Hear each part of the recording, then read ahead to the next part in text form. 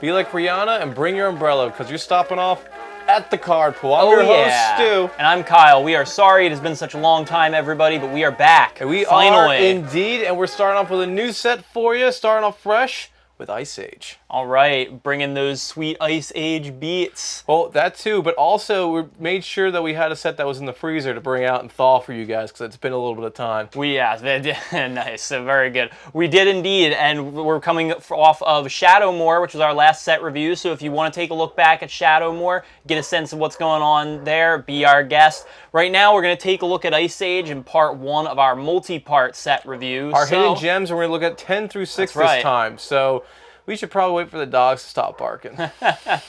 By the way, we should add right here that we had very good reasons for being absent as long as we did, part of which is this guy right here got married. Yup, I'm heavier now. But now, with not focusing too much more on that, number 10. Kick it into high gear with my card, actually, since it's, I had a big day. All right, well, still, congratulations. Thank you very much, Kyle. Appreciate it. So at my number 10, we have a card called, oh, God, Hecatomb. Hecatomb. There you go. I was gonna get, bless you. Hickama. It is an enchantment that costs 3 mana, 1 generic, and double black. And it reads, when it comes into play, sacrifice 4 creatures. And it has the old school kind of variant of 0, but disregard that. Pretty much tap target swamp you control and have Hecatomb deal 1 damage to target creature or player. So this is a very hefty, high risk, high reward card, and it's something black does. But the effect that isn't what black does is this whole tapping a land to do damage. Now, this is something very similar to a Planeswalker we see, Koth. Yes, that's right. Who is a red Planeswalker, not black. So this is kind of an effect that you typically see more in red, like of the effect of pinging, or maybe even in blue you see that a little bit more. Well, actually, like it's funny. Strats. It's funny that you bring that up because in blue there is a new Planeswalker from the core set who gives an emblem that allows all your islands to tap to draw you a card. So it's similar in which is variant. interesting. So we're seeing more of these kind of effects as time goes on. Yes, but for this case, it has to be a swamp. It doesn't have to be a basic swamp. So that means you can use cards like Urborg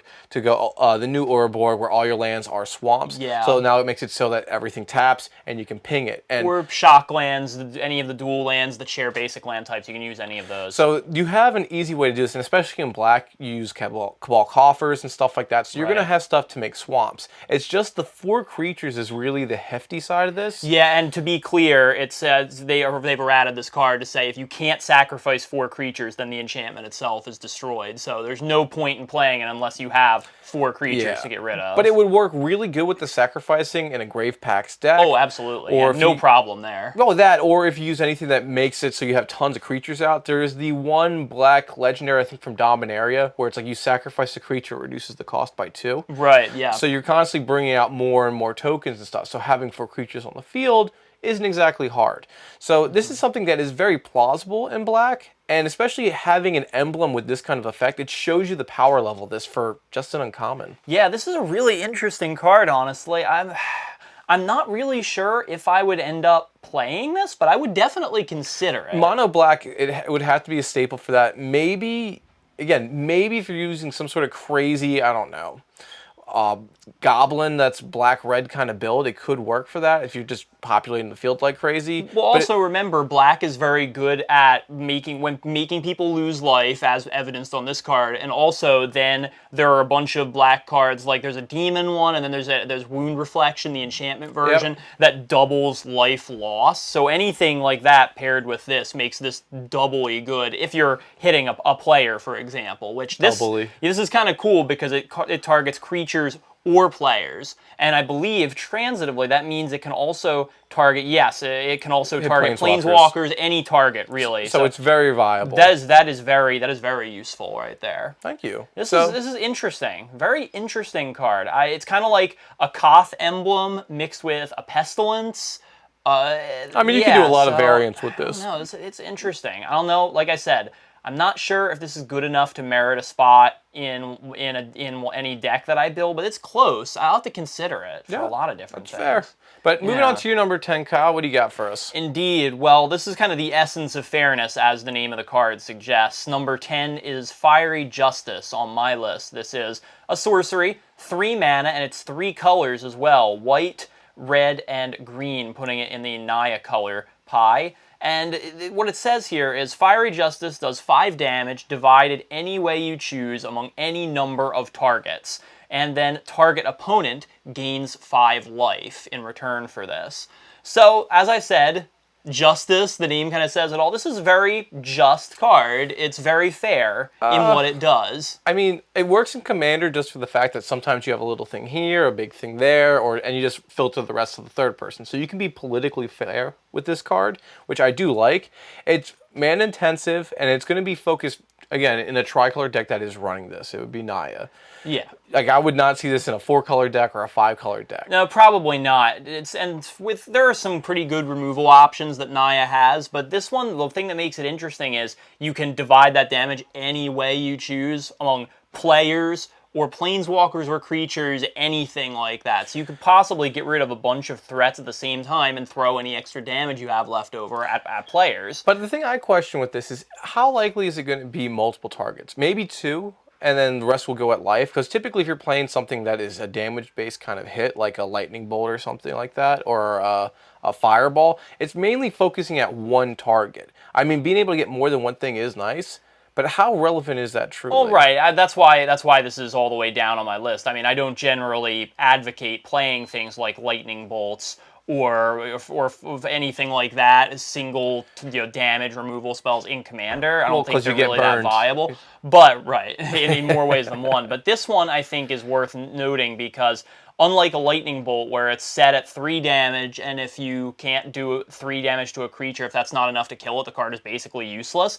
This card can go up to 5, so that eliminates most powerful creatures right there if you could just do 5 damage to them. Sometimes even 4 will do it, and then you have one extra one. You can ping a planeswalker, you can throw the damage at a player, you could maybe kill off one of their 1/1s, you could do whatever. It's playable, yeah, and it's better in the early game than in the late game, because if you play this in the early game, odds are you'll be able to pick off several small creatures, maybe, mana elves or something like that are really helping somebody out. The other interesting thing about this is that it doesn't say like each opponent gains 5 life. It says target opponent gains 5 life. So you could snipe an entire person's board, and then the person you didn't attack, you could just say, here, get 5 life back. So you could, yeah, you could be nice and give the person you attacked with this 5 life, or you can give it to somebody else. See, the thing that I would love that to happen is like somebody's going to swing out for game and they're like, all right, I'm dead. It was like, no. If this had instant speed, you could do that kind of tricky play. Like, I'll hit their stuff, I'll give you 5 life, and then I'll go in and go for the kill shot next turn. Yeah, it's just too bad this isn't an instant. I feel like it would have been fair even if it was an instant. Yeah, it should be an instant. I think that's the main thing holding it back. Yeah, I might not use it myself, but it's still a pretty cool budget option in certain decks like Naya colors that sometimes lack for creature hate outside of really efficient things like Swords to Plowshares and Path to Exile.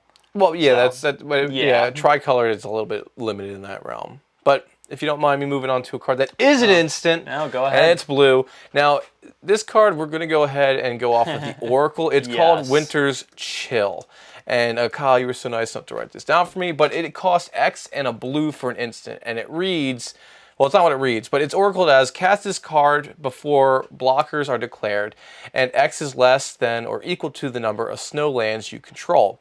Choose X attacking creatures. The controller pays either 1 or 2 mana. If 2 is paid, the combat goes as normal. If 1 is paid, prevent that damage that attacker has done. However, if they pay none, that creature is then destroyed. So this is extremely unusual for one, having multiple options of ways for them to pay the mana, but also it's a blue kill spell. You don't see blue killing stuff outside of things like Pongify or, I mean, pretty much that's about it. Yeah, well, this seems like it would be right at home in the new Modern Horizons set because of all it cares about snow permanents and stuff like that. And it's relevant for that. Now, typically before that, snow permanents really weren't. The best thing about it was just the lands, and then you'd go ahead and you'd use the lens and make it so you could double your mana. Yeah, and there's some incidental snow things throughout the years. But it's very irrelevant. Yeah, they're not that great. This is super relevant with that, especially if you're going for the land boost with the snow lands. This works perfectly as 1, a fog, 2, as a creature removal thing, or 3, just a way to deplete somebody's mana. It's just a tricky card that can scale as much as you want it to. Well, the interesting thing is this is kind of like an instant speed propaganda or a ghostly prison, and the reason that's good is because when you have one of those cards in play, your opponents know what they're walking into, so they can reserve mana to pay for their attacking creatures, and maybe they give up a turn of casting spells, but whatever, they still get to attack you. With this card, you could totally psych them out. They won't see it coming. So they can play this. You can play this card after they've already tapped out extensively and attacked with creatures, and odds are they won't be able to save most of their creatures. No, or if you already have a propaganda out, they've already used that and they probably are out of stuff, and now you've just board wiped their field. And I think our water stopped.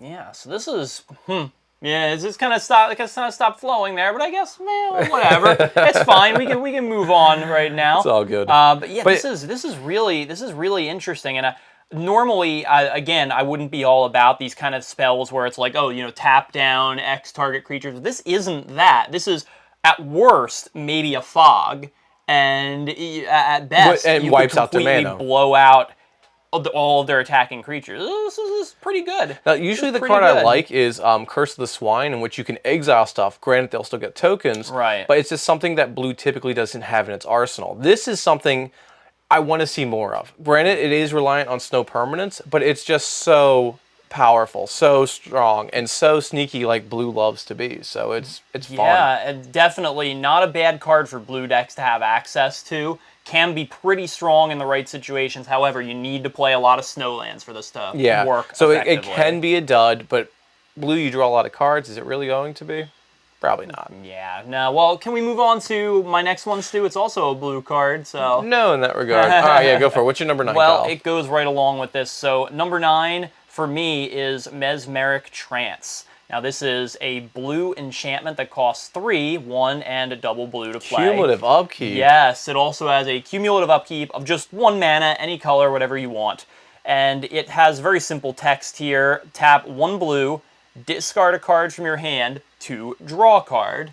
So, very, very simple card right here. And in a lot of ways, this is almost, I don't know, maybe not a great comparison because it's such a good card, but this is almost like a blue version of Survival of the Fittest in some ways. Because, wait for it. Obviously, it's not that broken because Survival of the Fittest is one of the best cards in the game. You could tutor any creature, stack your graveyard, it's great. But and its converted mana cost is lower. But with this one, discarding any kind of card and possibly drawing any kind of card for just 1 mana, it's comparable, I think. It really is. It digs for answers, and that's what you're trying to say. You can lose anything that's junk and get something that's better, and I agree with that. And actually, for blue going infinite with mana, this is something that can easily do that and draw out your whole deck. Laboratory Maniac, Definitely. This is another arsenal for you.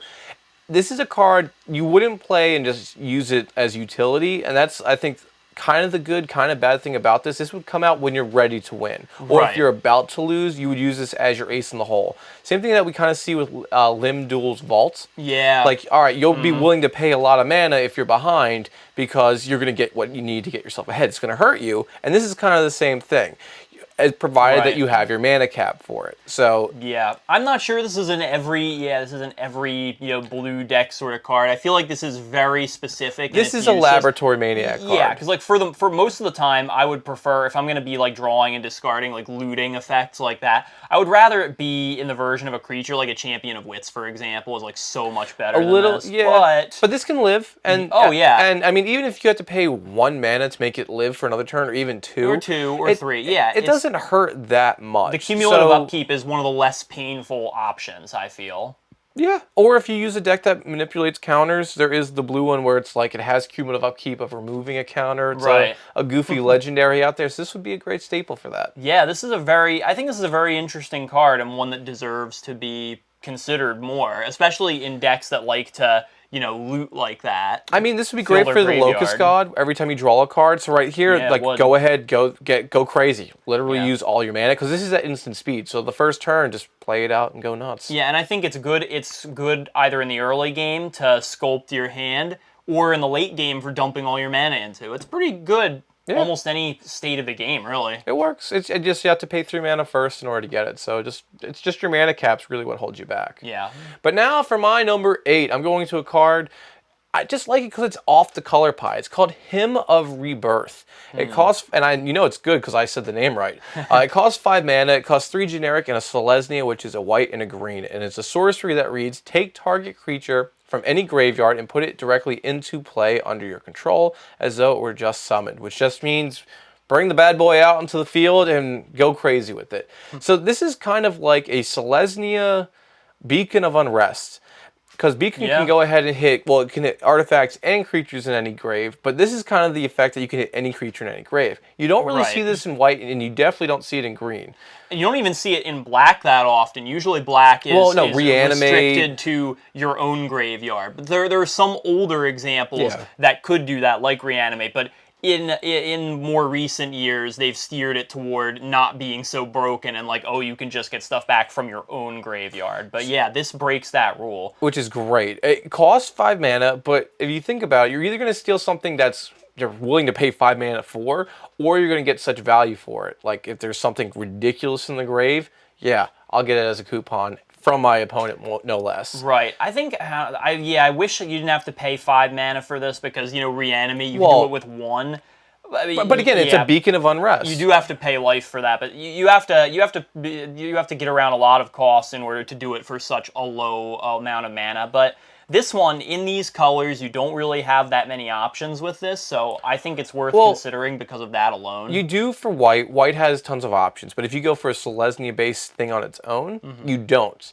And that's what makes this thing very rare. Selesnya, like white, yes, you have Sun Titan, you have Karmic Guide, and that can come back from your grave, and that's pretty common. You can see that stuff. Revelark, that's another 5-drop out there. Revelark 6, Karmic Guide's 5. Well, the Revelark is 5, but its evoke cost is 6. So yeah, this is still in the same ballpark as this. You can just hit an opponent, and that's the thing that can be really powerful. The only thing that's kind of weak about these kind of cards is that it has to be late game. Otherwise, early hand, what's this helping you with? It's not much. I wonder, would this work in your Sigarda deck because you're milling yourself, you're milling other people? I don't know if it's worth a shot. It is just a one-shot thing, which, well, it could be. Like, it is a sorcery, which is, again, it can be recurable in green because you can get any card back from the grave because green has that in spades.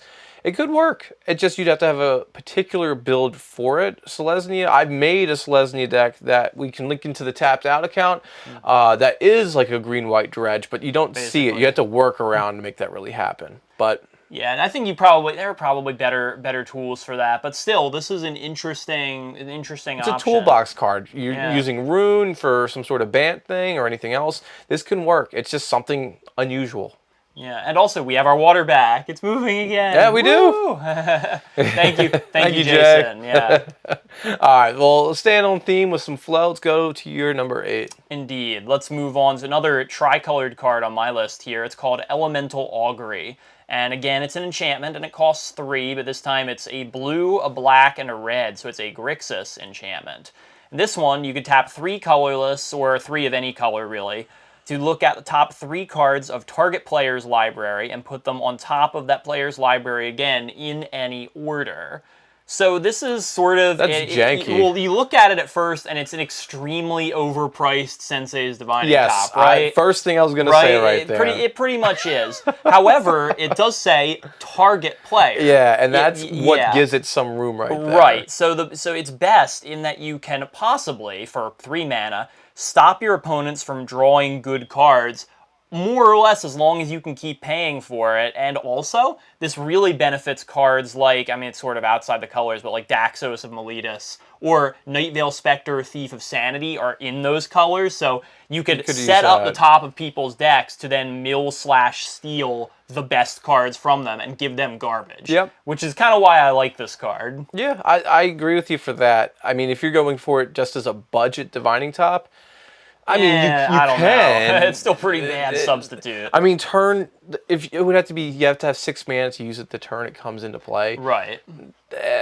and you also have to have that exact color pair in the beginning. It's Yeah. a little rough to get around. It's a budget option for that, but I wouldn't even really use it for that. Like I said, I think the real interest here is the fact that you can use it on other players and how this can help out certain strategies. Yeah, no, it's a great card as a chaos control almost in that. You get just muddled plays. And a lot of tutors do deal with the top of the deck. Mystic Tutor, Enlightened Tutor.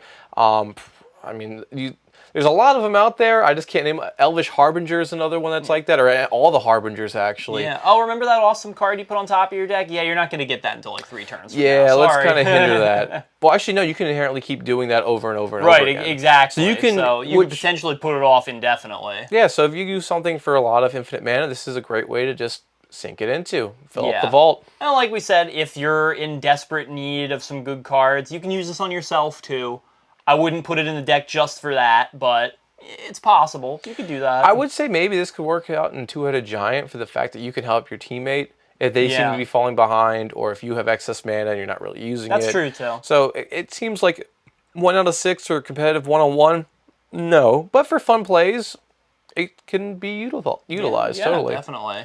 But moving on to my number 7 for a card that is vicious and delicious. It is a red enchantment aura. It is called Brand of Illomen. It costs 4 mana, 3 generic, and a red for an aura, like I said, with cumulative upkeep of 1 mountain.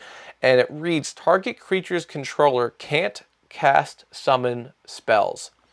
The reason I talk slow on that part is because that is big. That is drastic. You're taking out a fundamental rule of the game and holding it to any bound pretty much at this point, as long as that creature stays on the field and you still are able to play that cumulative upkeep.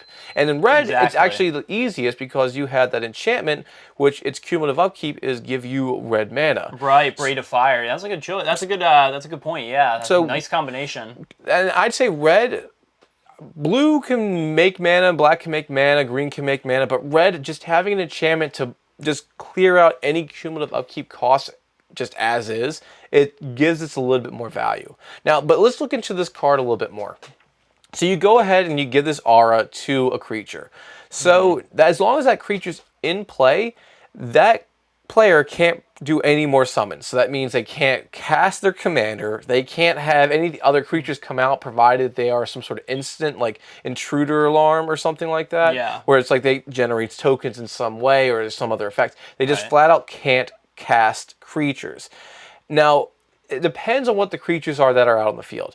If it's something that's little, because this keeps all the effects, it can still attack and it can still block. Right. So this is only as great as the prison you put that creature in. Yeah, you have to be real careful about what you put this on, because if they sacrifice the creature, chump block with it, if or they just attack into you over and I mean, it could just be wasted effort. Like you don't know. But the funny thing about this is if they don't have any of that stuff, the best thing they can do is just attack into somebody and hope they block and kill the creature. Right. And everyone's seeing this. I don't think anyone would do that. They'd be willing to take the damage provided it isn't infect or lethal.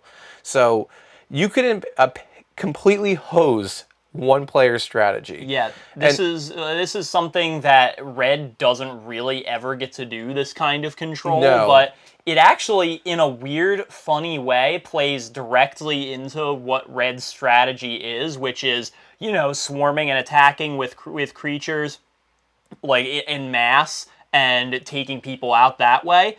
Because this is stopping other people from playing creatures to block your creatures. Yep. So it actually, in a weird sort of way, makes perfect sense. But yeah, I don't remember ever seeing anything like this. And you can also gift this. So if you go around and you go ahead and you put it on a creature that is a potato, more or less. Like it could be like a stuffy doll, for more or less. Yeah. Like it just can't really be killed or whatever. Go ahead, put this on this, and just like Zedru, just swap permanents in and out like that. That'd be great.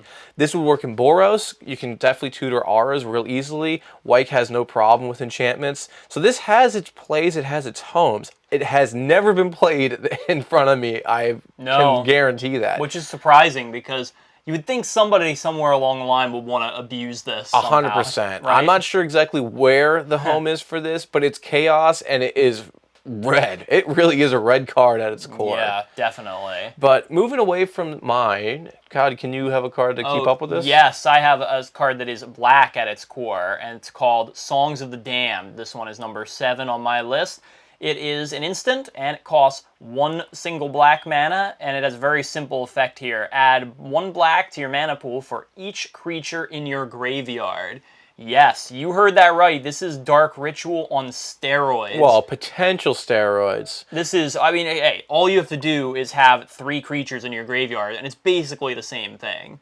Well, so, I just exercise. I don't think steroids are really that beneficial for that. Well, maybe not, but this card is awesome in decks that in any way use the graveyard. And if you're in black, you should be using the graveyard probably. Yeah, you should have no problem filling this in black. And this should be a big ritual. Early on, you should be able to play stuff like Entomb or I'm trying to think of more things that tutor directly to the grave. Like Buried Alive. Buried Alive, that's another one. Card, yeah. Especially if you're using stuff like Living Death. Like any deck that's running Living Death is going to have a ton of creatures in the grave. So this is just fuel. For 1 mana, you're getting an unbounded amount. And if you look at it as just Dark Ritual, as long as you have 3, this is a second Dark Ritual. Yes. And that's great right there. And it's a Dark Ritual with upside. I think of putting this in my Sidisi deck, and I'm like, wow, this could potentially make for enormous amounts of mana. Yeah, I mean, this is what black wants. It's a great card for black. It's not one of the traditional rituals that you typically see because it is more grave-based. Right. But this should be used in any of those decks. This could be a quote-unquote level 2 black staple. Like, not to top tier, but, second hump of the pyramid. Definitely. Yeah, I sometimes shy away from rituals in general because they are, as I've seen, you brush your teeth when you wake up, you shower. In terms of cards, but they're usually just one-shot mana generation. So, like, once you play one, then you're like right back to square one when you started. Maybe you played something good, but still you're only at so much mana.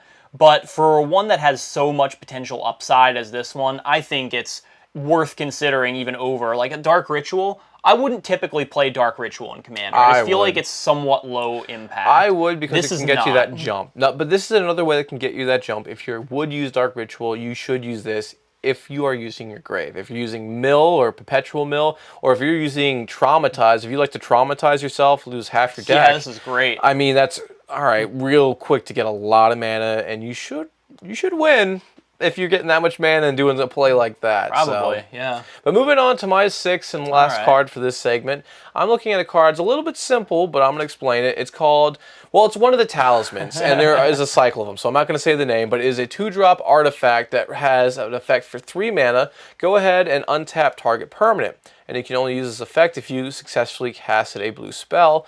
And you can only use this once for each blue spell that you've casted. So each color has its own variant of this. Green, black, red, white, all of them.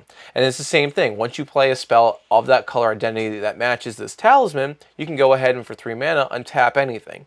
So the reason why this is so good, it's any permanent. So it works on any player, it can be yourself. But you would use this for yourself. And the reason why this is so great is because blue has great ways of playing instants. Black has tons of stuff that you want to untap. You have stuff like Cabal Coffers or Magus of the Coffers. Right. This is where I see the application for this. Well, green has Gaia's Cradle. Lands that make more than like 3 mana at a shot, obviously. Yes, this is kind of like part of a Staff of Domination, more or less. It is limited in its scope as opposed to a Staff of Domination.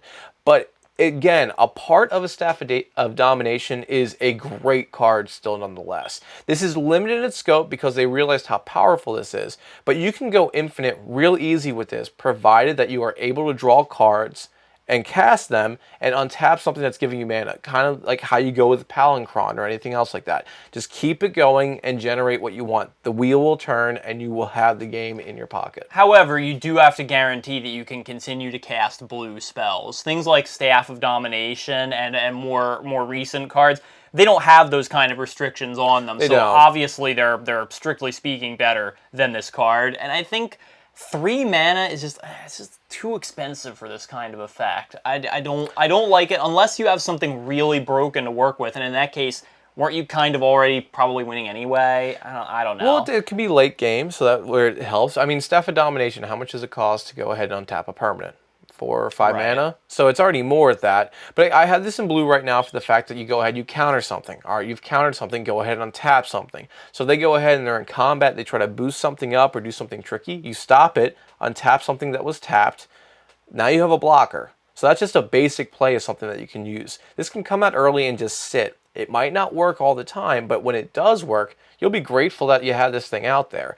It's a timey card, which makes it a little risky, but if you build a deck kind of around this about things you want to abuse over and over again or try to go infinite, this could be a staple. And again, there's one in every color, so you can really, really utilize this. Yeah, I don't know.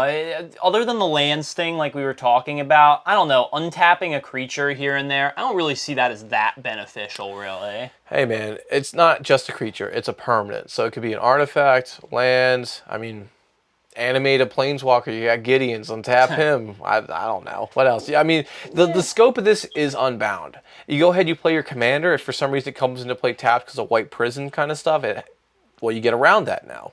So there's a lot of plays, and just think about it. Yeah, this is pretty open-ended, so yeah, there's really All right, we'll do a poll real fast. Is this a card that is warranted? Is it a good card? Is Kyle wrong or Stu right? We're going to put this up right here, and it's going to say that. Is Kyle wrong or Stu right? I don't think it's bad. I just think I don't know. It seems unnecessary to me. There are much more effective things you could do for this amount of mana that I would like to have sitting around. All right. We'll let the votes decide this. But going on to your last card, Kyle, number 6. All right. What's better than mana, mine? yeah, this one is awesome. Speaking of having lots of mana, number 6 on my list is Orcish Lumberjack. And it is a 1/1 for 1 red here. And it's an orc. It's not a goblin, sadly. It's an orc. Oh well. Oh, thank goodness. Well, you can tap it, sacrifice a forest, and add 3 mana in any combination of red or green to your mana pool. And as it says, you can play this ability at any time, so it can be at instant speed. There's no restrictions on that. This is a really, really good card, because if you may have to run forests in order to make it really good, so you're talking at least a green-red deck for that. But in that kind of deck, which generally they have a lot of big creatures, they want quick mana ramp so they can beat people down. This is an absolutely amazing early game mana boosting tool. Sure, you have to sacrifice a land, but it also doesn't say that land has to be untapped. You can tap it for mana, sacrifice your forest. You just got 4 mana for the price of 1. You do, but you're trading... Yeah. See, I like this card a lot, and you're right about it. But this is more of a black card than anything else like that. I kind of wish if they made it a rare, it says sacrifice a forest or a mountain, and if whatever it was, that's where it aligned the color identity. Because forest, it seems kind of weird. I mean, I get why they did it. You have Blood Moon. Blood Moon can make everything a mountain. So at that point, it's just free getting mana. Kind of like what we see with Lake of the Dead and Urborg. You just sacrifice a swamp, and I mean, it wasn't a swamp initially, but now you're just getting 4 free mana from something that you didn't have access to. So it's more fair in that regard, and I do like it. It's... I think Omnath, right? This would be great in Omnath, Locus of Rage. Absolutely, it would be, yeah. Yeah, or any of those kind of landfall. I mean, we're getting another Omnath also, but it's just not an elemental. That's the only downside. It's definitely a land-based card, and it would... Yeah, I'm saying green-red. I totally agree with you with that. Yeah, like it's even for... I mean, there's so many that could use this card, but even like our newest Gruul commander from the Ravnica Allegiance set, the one that doubles your mana, only casts creature spells. Yeah. That one. Yeah. The faster you can get that commander out, the faster you can start doubling your mana and playing things that are really expensive. This is an easy way to do that. I mean, sure, you sacrifice a land here and there, but you could potentially get her out on like turn 2 with this card. Yeah, but that's stupid. You need to have a forest that you can get it out on turn 2, but if you have like one of the temples where you scry or something like that, you can't use it. It is a hybrid. That's the only thing that's holding me back on it. It's just the forest. I love it, but the only reason is there's all the other ones you can transform stuff into islands, mountains, swamps, even plains. I don't see the issue. You don't should really be. have I mean, even in a like just a 2-color deck, you should be playing at least 10 basic forests, probably, if not more. Or even so. Well, you know I how don't see there's the like issue. you could use stuff like Prismatic Omen, which could make all your stuff into basics. Too, yeah. But like it would need blue because blue has the stuff where it's like you go ahead and you tap your creature and it makes target land a basic land in addition to its other types. That's in blue. If only that was in green or in red, that would give this so much gusto. Well, it also benefits cards that like having lands destroyed, so obviously this can't go in a deck with just Titania because that's green. Yeah. But if you had, like you said, Omnath, this is a great tool for Titania who destroy you lands, you get them back and you make more elementals, best friends with this card. Yeah, no, Again. it has its plays. I think it's a little niche, but for its price and its value, like a 1-drop, a 1/1, it works. Yeah, and it can easily get haste. It's in red. Yeah. So I like it. Yeah. Not better than my card, but I like it. Hey, it's pretty sweet. So yeah, I think that's going to conclude. Yeah, we're gonna have to wait on your next card. Yeah, so we're gonna go to our next Right. episode will come out next week. We're back in our routine, and we'll be following it a lot better this time. So we apologize again for the gap. But our next will be our part 2 of the hidden gems, following 5 through 1 for the creme de la creme, the best of the hidden gems that we found that aren't in the money. So, Absolutely, and as Stu said, that about does it for today. So if you like the cards we looked at today, you can give us your thoughts on them, and I'll tell you where you can do that. You can hit us up on social media at Reddit, Twitter, Facebook. Our Tapped Out account has all of our decks, or you can just email us at mtgthecardpool@gmail.com. Yep. So for the card pool here, I guess I'm Kyle. Well, he definitely guesses he is, and he definitely is Kyle, and I am Stu, and we'll see you next time at the card pool.